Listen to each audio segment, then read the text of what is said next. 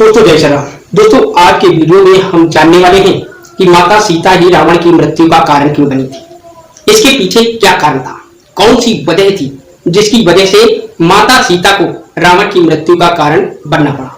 तो आइए वीडियो को शुरू करते हैं और हम जानते हैं उस कारण के बारे में। दोस्तों आइए चलते हैं हम सीता के पूर्व जन्म की ओर। दोस्तों माता सीता पूर्व जन्म में महर्षि कुशध्वज की पुत्री वेदवती थी। इनकी माता का नाम लीलावती था। दोस्तों अब कारण यह उठता है कि इनका नाम वेदवती क्यों पड़ा था। दोस्तों ऐसा कहा जाता है कि वेदवती के जन्म होने के कुछ घंटों के बाद वेदवती ने वेदों का उच्चारण करना शुरू कर दिया था। इसकी वजह से महर्षि कुशध्वज ने इनका नाम वेदवती रख दिया था। दोस्तों वेदवती बचपन से ही भगवान विष्णु के पूजा पाठ में लीन रहती थी। दोस्तों धीरे धीरे समय बीतता गया और बचपन को छोड़कर वेदवती युवा अवस्था में आ पहुंची। जब वेदवती युवा अवस्था में आ पहुंची तो उसे भगवान विष्णु से प्रेम हो गया और उसने अपने माता पिता से निवेदन किया कि मुझे भगवान विष्णु के साथ विवाह करना है। परंतु वेदवती के माता पिता ने समझाया कि वो नारायण हैं, उनसे विवाह करना संभव नहीं है, ऐसा कदापि नहीं हो सकता है। परंतु वेदवती ने अपनी जिद के आगे किसी की भी नहीं सुनी और घर को छोड़कर गंधमादन पर्वत पर चली गई। गंधमादन पर्वत पर वेदवती ने बहुत कठोर तपस्या की। तपस्या करते करते वेदवती काफी वर्ष बीत गए, परंतु वेदवती के निखार में कोई परिवर्तन नहीं हुआ। परंतु पहले की अपेक्षा उसका रूप सौंदर्य पहले से ज्यादा चमकने लगा। उसके रूप और सौंदर्य की चमक से सारा गंधमादन पर्वत चमकने लगा। दोस्तों एक दिन की बात है, भगवान विष्णु उसकी तपस्या से प्रसन्न हुए और दर्शन दिए। वेदवती से वर मांगने के लिए कहा। उस समय वेदवती ने कहा कि हम तुम्हें पति रूप में पाना चाहते हैं।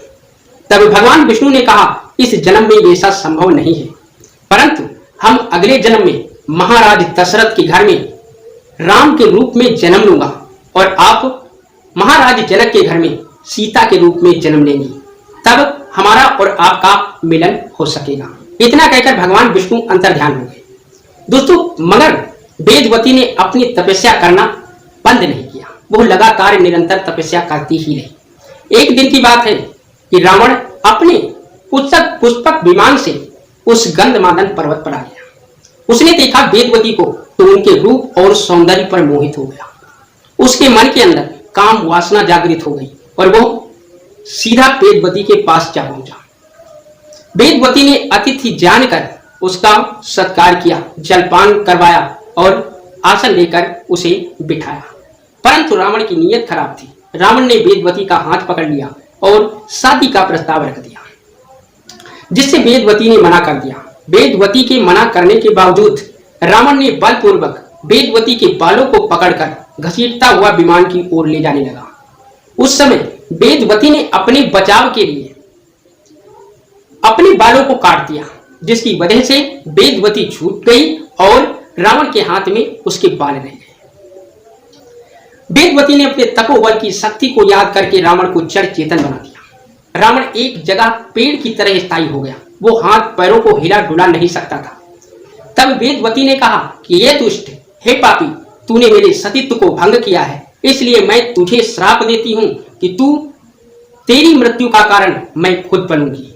और इतना कहकर अपनी योग शक्ति से अग्नि को प्रज्वलित किया और वेदवती उसी में जलकर भस्म हो गई। दोस्तों वही वेदवती माता सीता के रूप में जनक के घर में जन्मी थी और प्रभु भगवान विष्णु ने विष्णु जी का 7वां अवतार लेकर अयोध्या में महाराज दशरथ के घर राम बनकर जन्मे थे।